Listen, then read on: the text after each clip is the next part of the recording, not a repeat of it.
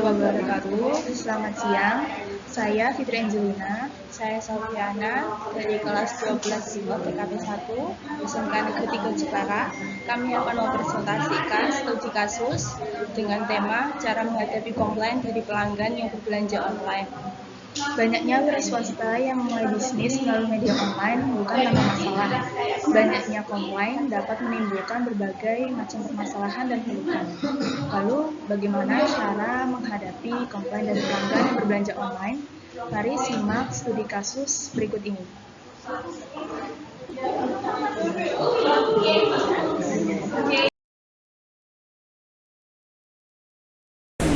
Contoh studi kasus yang akan kami angkat berjudul 10 Besar Pengaduan Konsumen 2017.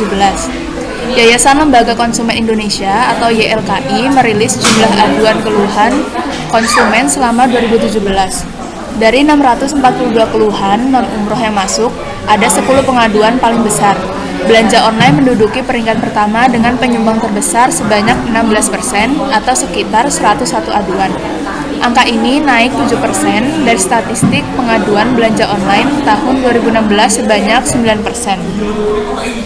Pengurus bidang pengaduan hukum YLKI mengatakan kenaikan konsumen pada belanja online ini cukup tinggi karena maraknya jumlah startup seperti e-marketplace dan fintech tahun lalu. YLKI merinci ada 8 e-marketplace terkemuka yang dilaporkan konsumen.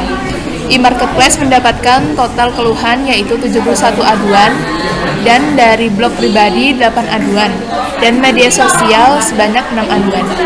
Dari 101 aduan, ada 3 jenis masalah yang dihadapi konsumen. Sebanyak 44% konsumen mengeluhkan lambannya respon komplain. Misalnya masih ada yang belum jelas hotline pengaduannya, belanja online, jasa kiriman, dan umroh. Selain itu, 11% berupa aduan dugaan penipuan dan 8% dugaan kejahatan siber. Setelah belanja online, aduan terbanyak kedua diduduki oleh layanan perbankan. YLKI mencatat dari 642 aduan, 13% adalah keluhan konsumen ke bank. Rata-rata keluhan yang disampaikan adalah soal gagal bayar tagihan atau pinjaman. Dalam 5 tahun terakhir, aduan bank menjadi yang paling sering, bahkan tahun lalu menjadi yang tertinggi. Keluhan soal perumahan juga jadi yang tertinggi tahun ini sebesar 9%. Bedanya, tahun ini keluhannya kepada pengembang.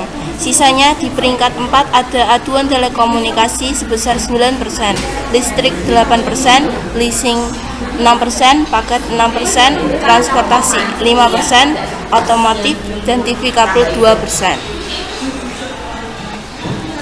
Rumusan masalah dari artikel di atas, Yayasan Lembaga Konsumen Indonesia atau YLKI merilis jumlah aduan keluhan konsumen selama 2017. Pengurus bidang pengaduan hukum YLKI mengatakan kenaikan konsumen pada belanja online ini cukup tinggi karena maraknya sejumlah startup seperti e-marketplace dan vintage. Hal ini dapat menimbulkan berbagai macam permasalahan dan keluhan. Di antaranya, sebanyak 44% konsumen mengeluhkan lambannya respon komplain. YLKI juga mencatat dari 642 aduan, 13% adalah keluhan konsumen ke bank. Rata-rata keluhan yang disampaikan adalah soal gagal bayar tagihan atau pinjaman. Selain itu, 11% berupa aduan dugaan penipuan dan 8% dugaan kejahatan siber. Menurut diskusi kelompok kami, dapat ditarik kesimpulan rumusan permasalahan terkait kutipan artikel tersebut adalah bagaimana cara menghadapi komplain dari pelanggan yang berbelanja online.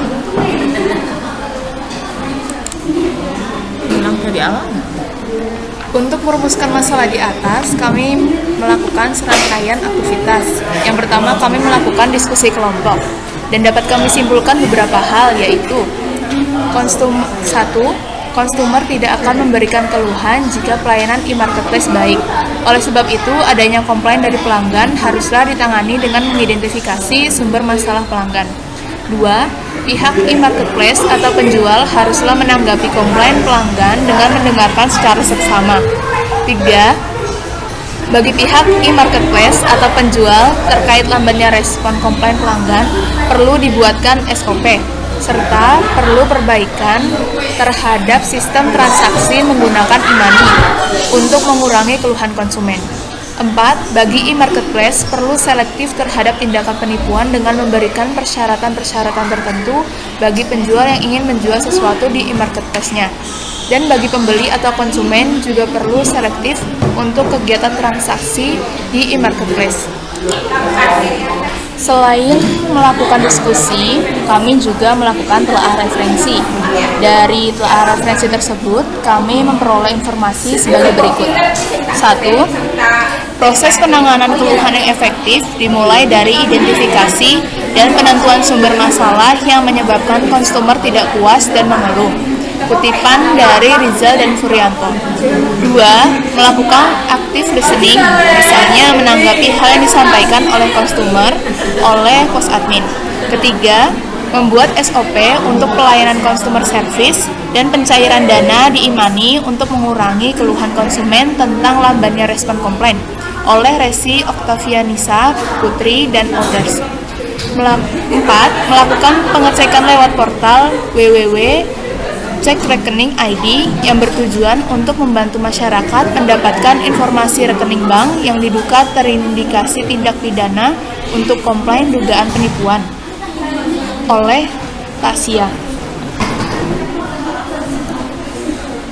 Simpulan solusi masalah secara kelompok. Dapat kami simpulkan bahwa cara untuk menangani customer yang memiliki keluhan adalah harus mengidentifikasi dan menentukan sumber masalah terlebih dahulu, serta menjadi pendengar yang baik untuk setiap keluhan customer. Dan bagi e-marketplace, dapat memperbaiki pelayanan keluhan dengan membuat SOP yang jelas dan up to date untuk penanganan komplain.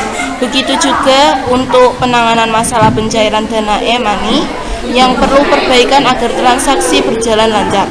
Bagi customer yang merasa lambatnya proses penanganan keluhan dan berpikir terkena penipuan, dapat melakukan pengecekan melalui web resmi cek rekening.